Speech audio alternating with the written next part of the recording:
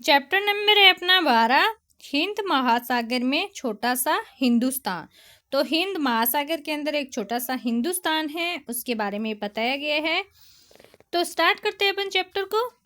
यात्रा पे मैं दिल्ली से 15 जुलाई को और बम्बई, यानी पहले बम्बई बोलते थे, आजकल अपन मुंबई बोलते हैं, से 16 जुलाई को, यानी मैं किसी यात्रा पे जा रहा हूँ। दिल्ली से मैं 15 जुलाई को रवाना हुआ, मुंबई से 16 जुलाई को रवाना हुआ और नैरोबी से 17 जुलाई को, यानी जो नैरोबी है वहाँ से मैं क्या हुआ, केन्या के अंदर है, केन्या की राजधानी है, वहाँ से क्या है, मैं 17 जुलाई को मॉरिशस के लिए रवाना हुआ।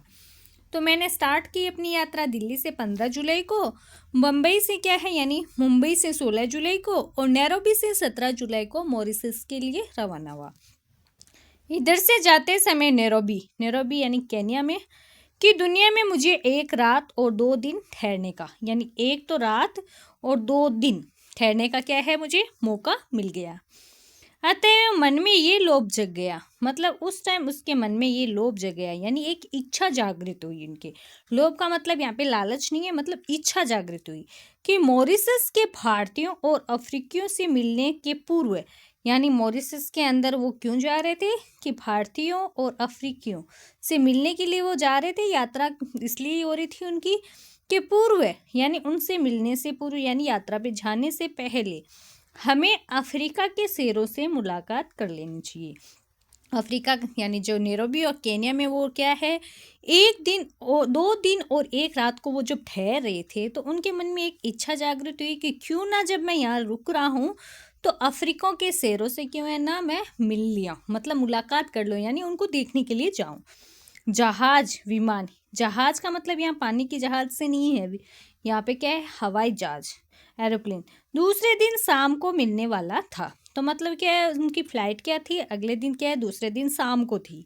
अतएव यानी इसलिए हम जिस दिन नैरोबी पहुंचे उसी दिन नेशनल पार्क घूमने को निकल गए।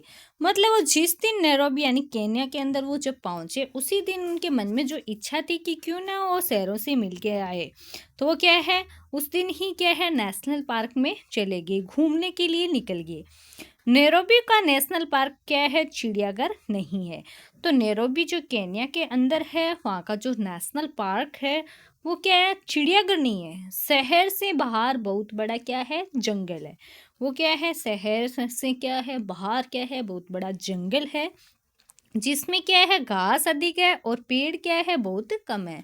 वहाँ पे क्या मतलब उस नेशनल पार्क के अंदर क्या है, घास तो बहुत कम है और पेड़ों की संख्या क्या है, बहुत ज़्यादा है। लेकिन जंगल में सर्वत्र अच्छी सड़कें बिछी हुई है।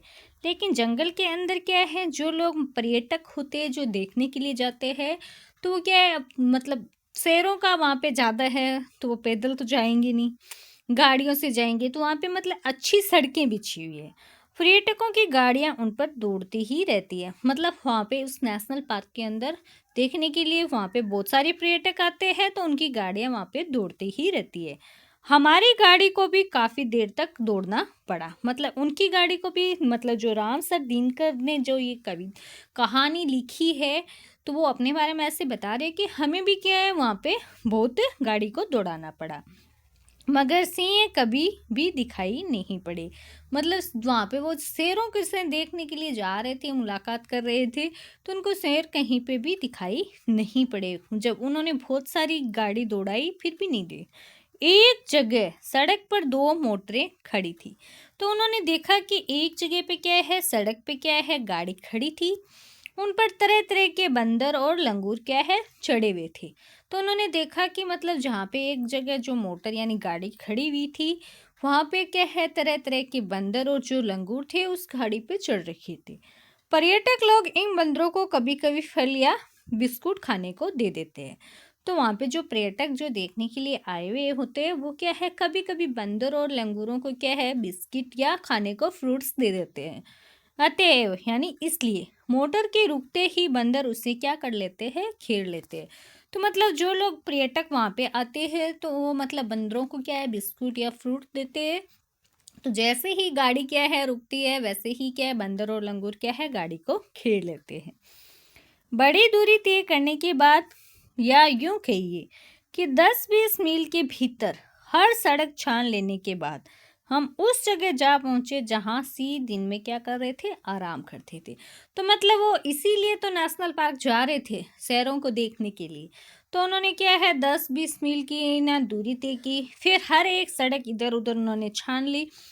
तो लास्ट के अंदर वो क्या है, उस जगह वो उन्होंने मतलब जहाँ पहुँचे वहाँ जहाँ पर क्या थे, शेर जो क्या है दिन के अंदर क्या है आराम कर रहे थे।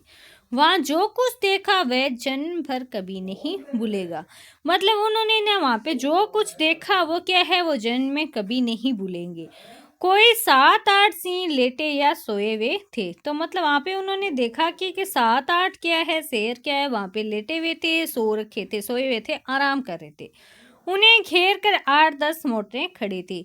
तो उन्होंने देखा कि वहाँ पे क्या है 8-10 मोटरें यानी गाड़ियाँ क्या है उनको देखने के लिए वहाँ पे खड़ी हुई थी। तुर्रा ये है कि सिंह को ये जानने की कोई इच्छा ही नहीं थी कि हमें देखने कोई आने वाले लोग हैं।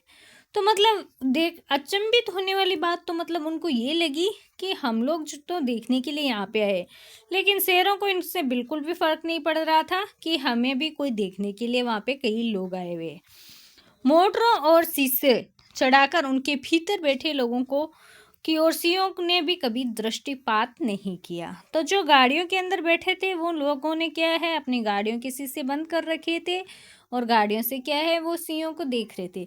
लेकिन शेरों को बिल्कुल भी मतलब उन्होंने उन गाड़ियों की तरफ देखा भी नहीं, यानी दृष्टिपात नहीं किया। मानो हम लोग क्या तुच्छाति तुच्छ हो, यानी कोई तुच्छ प्राणी होते हैं जिसकी तरफ हम देखते भी नहीं है ना, उस तरीके से सिंहों ने क्या है उनकी तरफ ऐसे किया कि हमें मतलब उनसे कोई फर्क ही नहीं पड़ा कि कोई उनको देखने के लिए भी आया हुआ है। उनकी नज़र में आने की योग्य बिल्कुल नहीं हो। हम लोग वहाँ आधा घंटा ठहरे। इस बीच एक सिंह ने उठकर क्या है जमा ही ली, दूसरे ने देह को क्या है ताना, मगर हमारी और किसी सिंह ने नज़र नहीं उठाई। मतलब वो अपनी कुछ थोड़ी हल्की फुल्की हरकतें कर रहे थे, कोई अंगड़ाई ले रहा था, कोई अपने दे यानी शरीर को क्या है तान रहा था सिंह को। तो लेकिन वहाँ पे किसी भी शेर ने हमारी तरफ क्या है नज़र ही नहीं उठाई। हम लोग पेड़ पौधे और खरपात से भी बदतर समझे गए। मतलब उन शेरों ने उनकी तरफ है ना बिल्कुल दृष्टिपात नहीं किया, यानी दृष्टि उन्होंने अपनी नजरें ही नहीं दिखाई। इतने में कोई मील भर की दूरी पर हिरणों का एक क्या है झुंड दिखाई पड़ा, जिनके बीच एक जिराफ क्या है बिल्कुल बेवकूफ की तरह खड़ा था। तो उन लोगों ने देखा कि वहां पे मतलब है ना थोड़ी सी मील दूर पे क्या है हिरणों का एक ग्रुप यानी झुंड था, वो खड़ा दिखाई दे रहा था। उनके बीच में एक जिराफ खड़ा था, वो ऐसा लग रहा था उनके बीच में जैसे कोई बेवकूफ खड़ा हो। जब दो जवान सिंह उठे, अब क्या है मतलब दो जवान जो सिंह थे शेर थे वो उठ खड़े हुए और दो और चल दिए, यानी दोनों और क्या है वो चल दिए। एक तो थोड़ा सा आगे बढ़कर एक जगह बैठ गया, लेकिन दूसरा घास के बीच छिपता हुआ मोर्चे पर आगे बढ़ने लगा। तो मतलब उनमें से क्या है एक सिंह तो क्या है थोड़ी सी दूर जाके बैठ गया वापस, लेकिन दूसरा जो शेर था वो क्या है घास के बीच में छुपता हुआ मोर्चे पर यानी अपने शिकार की तलाश में वो खड़ा था। हिरणों के झुंड ने ताड़ लिया कि उन पर सिंहों की क्या है नजर पड़ रही है।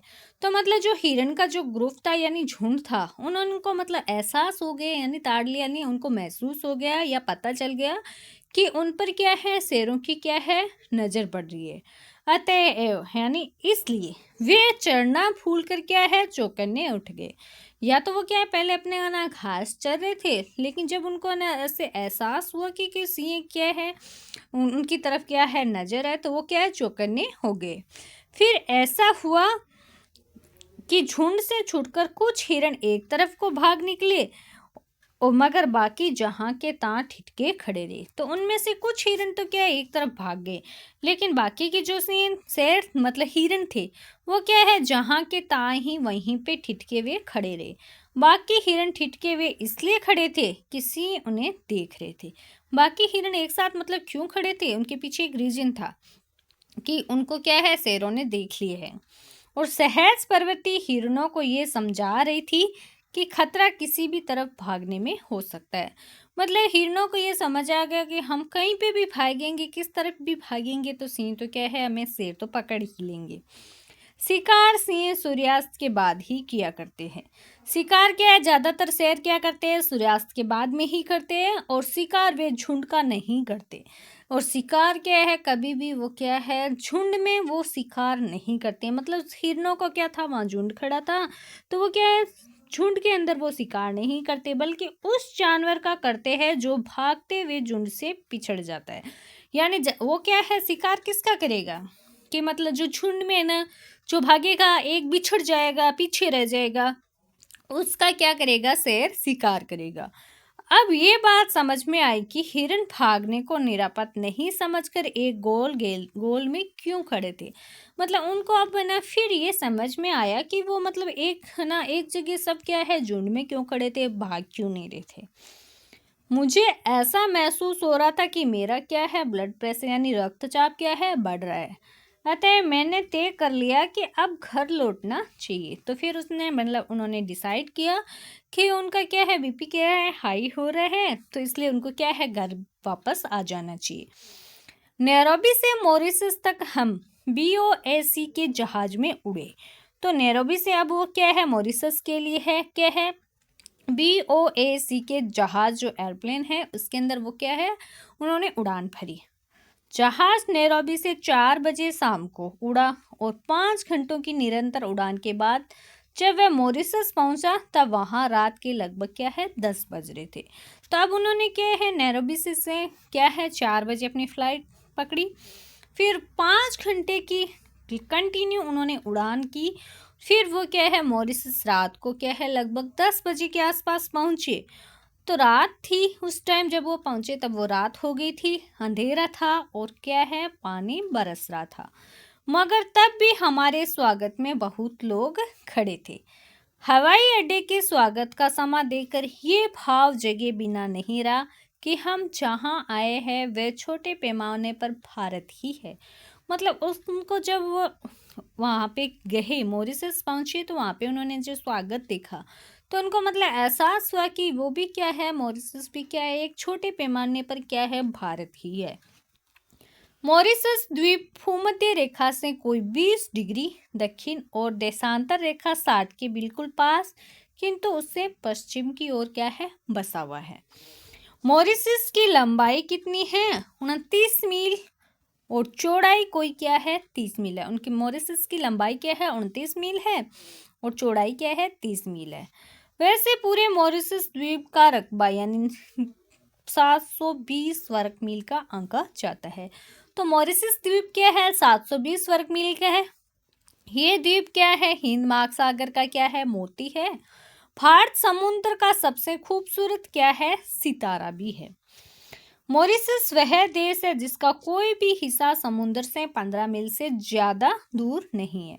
तो मॉरिशस क्या है, मॉरिशस का कोई भी हिस्सा मतलब समुद्र से क्या है, 15 मील से ज्यादा दूर नहीं है। मॉरिशस वह देश है जहाँ की जनसंख्या के 67% लोग तो क्या है, भारतीय खानदान के है। तो मॉरिशस की जनसंख्या में क्या है, 67% लोग तो क्या है, भारतीय खानदान के हैं, जहाँ पर 53% लोग तो क्या है, हिंदू है। मॉरिशस वह देश है जिसकी राजधानी पोर्ट लुई की गलियों के नाम कलकत्ता, मद्रास, हैदराबाद और बम्बई है, तथा जिसके एक पूरे मोहल्ले का नाम क्या है, काशी है। मॉरिशस वह देश है जहाँ बनारस भी है, गोकुल भी है और ब्रह्म स्थल भी है। मॉरिशस वह देश है जहाँ माध्यमिक स्कूलों को कॉलेज कहने का रिवाज है। तो मॉरिशस में मतलब है ना, जो माध्यमिक यानी स्कूलें होती है उनको क्या बोलते हैं, कॉलेज बोलते हैं। चूंकि मॉरिशस के हिंदुओं में से अधिकांश क्या है, बिहार और उत्तर प्रदेश के लोग हैं। तो मॉरिशस के अंदर जो हिंदू है उनमें जो अधिकांश लोग क्या है, बिहार और यूपी के हैं, इसलिए हिंदी का मॉरिशस में क्या है, व्यापक क्या है, प्रचार है। तो ज़्यादातर लोग क्या है वहाँ पे है ना, बिहार और यूपी के हैं, तो इसलिए वहाँ पे हिंदी का ना, हिंदी जो लैंग्वेज है का मॉरिशस में क्या है, बहुत ज़्यादा व्यापक प्रचार है। मॉरिशस की राजभाषा तो क्या है, अंग्रेजी है, किंतु संस्कृति की भाषा क्या है, फ्रेंच है। तो मतलब राजभाषा तो कोई वहाँ की क्या है, मॉरिशस की इंग्लिश ही है, लेकिन वहाँ की संस्कृति की जो भाषा है वो क्या है, फ्रेंच है। मगर जनता वहाँ क्रियोल बोलती है, लेकिन वहाँ की जो जनता है वो क्या है, क्रियोल भाषा बोलती है। क्रियोल का फ्रेंच से वही संबंध है। तो क्रियोल का भी मतलब फ्रेंच भाषा से वही संबंध है जो भोजपुरी का क्या है, हिंदी से है। और क्रियोल के बाद मॉरिशस की दूसरी जनभाषा भोजपुरी को भी मानना पड़ेगा। तो क्रियोल के बाद में जो मॉरिशस की दूसरी जो जनभाषा यानी आम जो प्रचलित जो जनता की जो भाषा है वो क्या है, भोजपुरी को ही मानना पड़ेगा। प्राय सभी भारतीय भोजपुरी बोलते हैं अथवा उसे समझ लेते हैं। यानी ज़्यादातर जो भारतीय है वो क्या है, भोजपुरी बोलते हैं और ज़्यादातर क्या है वो समझ जाते हैं। यहाँ तक कि भारतीयों के पड़ोस में रहने वाले चीनी भी क्या है, भोजपुरी को बखूबी बोल लेते हैं। किंतु मॉरिशस की भोजपुरी शाहाबाद या सारन की भोजपुरी नहीं है। उनमें फ्रेंच के इतने संज्ञापद घुसे हैं कि आपको बार बार शब्द उनके क्या है अर्थ पूछने पड़ेंगे। लेकिन जो वहाँ की जो मॉरिशस की जो भोजपुरी है वो क्या है, शाहाबाद या सारन की भोजपुरी नहीं है। मतलब उनके अंदर जो फ्रेंच के मतलब इतने ज़्यादा शब्द है कि आपको उन शब्दों के क्या है बार बार क्या है अर्थ पूछने पड़ेंगे। मॉरिशस में ऊख की खेती और उसके व्यवसाय को भी सफलता मिली है। तो मॉरिशस के अंदर क्या है, ऊख की खेती और उनका जो व्यवसाय है ऊख का, उनको क्या है सफलता मिली है। भारतीयों के कारण क्या है ये सफलता मिली है। मॉरिशस की असली ताकत क्या है, भारतीय लोग ही है। सारा मॉरिशस क्या है, कृषि प्रधान द्वीप है, क्योंकि चीनी वहाँ का क्या है प्रमुख और अथवा एकमात्र क्या है वहाँ का उद्योग है। किंतु भारतीय वंश के लोग यदि इस टापू में नहीं गए होते तो ऊख की खेती असंभव हो जाती और चीनी के कारखाने बढ़ते ही नहीं। तो मतलब जो भारत के जो लोग वहाँ पे जो गए, जिनकी वजह से क्या है ऊख की खेती वहाँ पे मतलब ज़्यादा कृषि प्रधान देश वो मतलब इसीलिए वो द्वीप हुआ मॉरिशस द्वीप। और ऊख की खेती मतलब अगर वहाँ पे मतलब भारतीय लोग नहीं होते तो वहाँ पे क्या है असंभव हो जाती और चीनी के जो कारखाने हैं वो वहाँ पे बढ़ते ही नहीं। भारत में बैठे बैठे हम ये नहीं समझ पाते कि भारतीय संस्कृति कितनी प्राणवती और क्या है चिरायु है, किंतु मॉरिशस जाकर हम अपनी संस्कृति की प्राणवता का ज्ञान आसानी से प्राप्त कर लेते हैं। मतलब इंडिया में रह के हम इतना नहीं पता कर सकते क्योंकि हम वहीं पे रहते हैं, लेकिन जब मॉरिशस गए तब वहाँ पे पता चला कि इंडिया में कितनी मतलब प्राणवता ज्ञान है और आसानी से मतलब उनकी संस्कृति का ज्ञान ले लिया। मालिकों की इच्छा तो यही थी कि भारतीय लोग भी क्रिस्तान हो जाए, किंतु भारतीयों ने अत्याचार तो सहे लेकिन प्रलोभनों को ठुकरा दिया। वे अपने धर्म पर डटे रहे और जिस द्वीप में भगवान ने उन्हें भेज दिया था उस द्वीप को उन्होंने छोटा सा हिंदुस्तान बना डाला। ये ऐसी सफलता की बात है जिस पर सभी भारतीयों को क्या है गर्व होना चाहिए। फिर नेक्स्ट आपको दे रखा है मॉरिशस के प्रत्येक प्रमुख ग्राम में क्या है शिवालय होता है। मॉरिशस के प्रत्येक जो प्रमुख गांव है वहाँ पे क्या है शिवालय है। मॉरिशस के प्रत्येक प्रमुख ग्राम में हिंदू तुलसीकृत रामायण यानी रामचरितमानस का पाठ करते हैं अथवा ढोलक और झांझ पर उनका क्या करते हैं गायन भी करते हैं। मॉरिशस के मंदिरों और शिवालय को मैंने अत्यंत स्वच्छता और सुरम्य पाया। मतलब वहाँ पे जो मंदिर और जितने शिवालय थे वो क्या थे, बहुत ही स्वच्छ और क्या थे, सुंदर थे। कितना अच्छा हो यदि हम भारत में भी अपने मंदिरों और तीर्थ स्थानों को उतना ही स्वच्छ और सुरम्य बनाना आरंभ कर दे जितने स्वच्छ वे मॉरिशस में दिखाई देते। तो मतलब मॉरिशस के अंदर जो मंदिर थे यानी शिवालय थे वो क्या है, बहुत ही सुंदर थे और बहुत ही साफ सुथरे थे। तो क्यों ना हम भी हमारे जो यहाँ पे जो भारत के जो मंदिर है और तीर्थ स्थल है उनको क्या है स्वस्थ रखे और सुरम्य बना दे, तो कितना अच्छा लगेगा। भारत के पर्व त्योहारों मॉरिशस में भी क्या है प्रचलित है, किंतु वर्ष का सर्वश्रेष्ठ धार्मिक पर्व क्या है, वहाँ का शिवरात्रि है। मॉरिशस के मध्य में एक झील है जिसका संबंध हिंदुओं ने परियों से बिठा दिया और उस झील का नाम अब परी तालाब हो गया। परी तालाब केवल तीर्थ ही नहीं दृश्य में भी पिकनिक का स्थान है, किंतु वहाँ पिकनिक पर जाने वाले लोग अपने साथ मांस मछली नहीं ले जाते, न अपवित्रता का वहाँ कोई व्यापार करते। तो मतलब जो परी मछली वाला है, परी तालाब है, वो केवल तीर्थ ही नहीं है, दृश्य में भी पिकनिक जैसा वो दिखता है, किंतु वहाँ पर पिकनिक पर जाने वाले लोग हमने साथ में क्या है मांस मछली नहीं ले जाते, न अपवित्रता का वहाँ पे कोई व्यापार करते, न ही वहाँ पे क्या है वो व्यापार करते।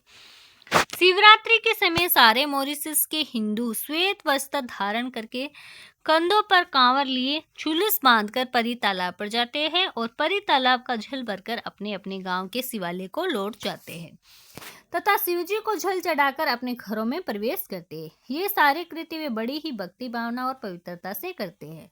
सभी वैक्स लोग उस दिन उजली धोती, उजली कमीज और उजली गांधी टोपी पहनते हैं। तो जो मॉरिशस के अंदर है, जब शिवरात्रि के समय में वहाँ पे क्या है, हिंदू जितने भी है वो क्या करते हैं, श्वेत वस्त्र धारण करते हैं, कंधों पर कांवर लिए झूले बांध कर क्या है परी तालाब में जाते हैं, वहाँ से जल भरते हैं और अपने अपने गांव में ये शिवालय में लौटते हैं। वहाँ पे शिव जी को जल चढ़ाकर क्या करते हैं, अपने घरों में प्रवेश करते हैं। और वे सारे करते क्या है, मतलब जितने भी जो काम करते हैं वो क्या करते हैं, बड़ी ही भक्ति भावना से करते हैं, पवित्रता से करते हैं। और सभी जो वैक्स यानी बड़े लोग होते हैं वो क्या है, साफ सुथरी धोती, उजली यानी साफ कमीज और गांधी की क्या करते हैं, टोपी पहनते हैं। हाँ, बच्चे क्या करते हैं, वहाँ पे हाफ पैंट पहन सकते हैं, लेकिन गांधी टोपी उस दिन उन्हें ही भी पहननी पड़ती है।